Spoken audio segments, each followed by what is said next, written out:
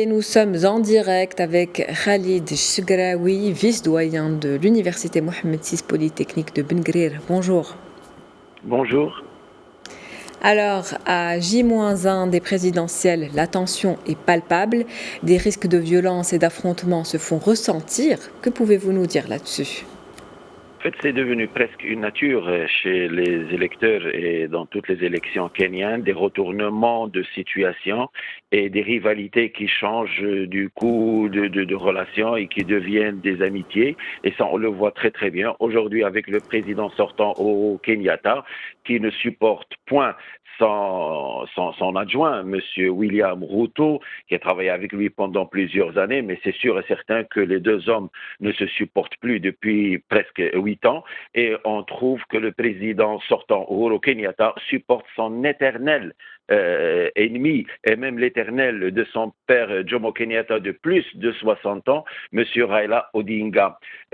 Aussi, il y a quelque chose de très important dans ces élections, c'est que pour la première fois, l'ethnie Koyutu, qui est la majorité et qui contrôle l'ensemble, c'est-à-dire le réservoir des électeurs, ne présente pas d'électeurs. Et on voit très très bien que l'ensemble des postulants à la présidence sont en train de chercher soit des colistaires, soit à briguer et à prendre un peu et à s'accaparer les votes de la région centrale, principalement du mont du central et du Kenya. Mais la situation, elle est très difficile parce que tout ce qui se passe aujourd'hui nous rappelle ce qui s'est passé dans les années précédentes, principalement en 2007 et en 2018, où il y a eu énormément de massacres liés à ces élections, avec plus de 1200 morts et presque 600 000 déplacés, intervention du CPI international, intervention de pays riverains, principalement l'Afrique du Sud, ce qui a gardé un peu le système des aristocraties, si je puis dire, électorales au Kenya, contrôlant l'espace, principalement la famille Kenyatta et la famille Odinga qui se sont accaparés le système politique kényan depuis la mort de l'ancien président Daniel Arap Moi. Mais ce qui va se passer demain sera extrêmement critique et extrêmement difficile, et surtout aussi que le prétendant Ruto est il est issu d'un modeste extrêmement pauvre, mais qui est devenu paradoxalement extrêmement riche. Cela va soulever énormément de problèmes, que ce soit en relation avec les aristocraties qui contrôlent le pouvoir au Kenya, ou avec la question de la corruption et ces nouveaux riches qui sont en train de chercher leur place au soleil dans l'espace kényan. Justement, tout à l'heure, vous avez parlé du président sortant. On le sait, il ne briguera pas de nouveau mandat. Quel sera l'impact d'une nouvelle présidence kenyane à l'échelle internationale ?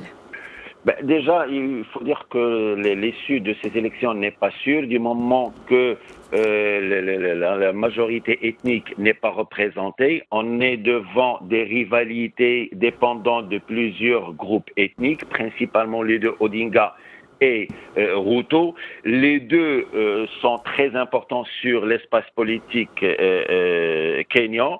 L'un, Odinga, souffre quand même d'un handicap énorme, celui d'appartenir à une aristocratie qui s'est accaparé le pouvoir, que ce soit sur le plan politique ou sur le plan économique depuis plusieurs années, et qui a rivalisé avec Kenyatta pendant plusieurs années, mais ces retournements des situations ne lui rendent pas hommage dans ces cas-là.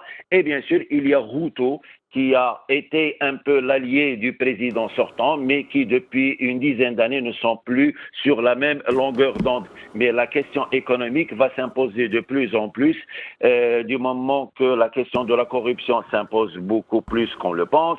La question de la régularité des élections aussi s'impose de manière récurrente, et l'attente du peuple est de pouvoir sortir de cette crise économique et de l'inflation galopante. Le problème aussi, il est à l'international. Le Kenya est un pays extrêmement important en Afrique de l'Est. Il est lié à la stabilité économique, politique de la région de l'océan Indien, avec des intervenants internationaux extrêmement importants et aussi continentaux, principalement l'Afrique du Sud. Donc tout dépend des équilibres qui vont se mettre en place entre les intervenants étrangers étrangers, principalement certains pays occidentaux, la Chine et la Russie qui surveillent cet espace. Et bien sûr, il y a l'acteur majeur dans la région, c'est l'Afrique du Sud, qui a aussi sa main et qui vont jouer un rôle de stabilisateur à travers la prévention de leurs intérêts. Donc, la question va se passer principalement entre William Ruto et Raila Odinga. Je ne pense pas que la position du Kenya va changer énormément vis-à-vis de sa politique extérieure, que ce soit au sein du continent africain ou à l'étranger, du moment que les deux sont issus d'espaces extrêmement sensibles à la corruption. Et aussi, je pense que le problème va beaucoup plus s'impacter sur le plan intérieur, parce que toute crise va augmenter le risque d'insécurité au niveau du Kenya.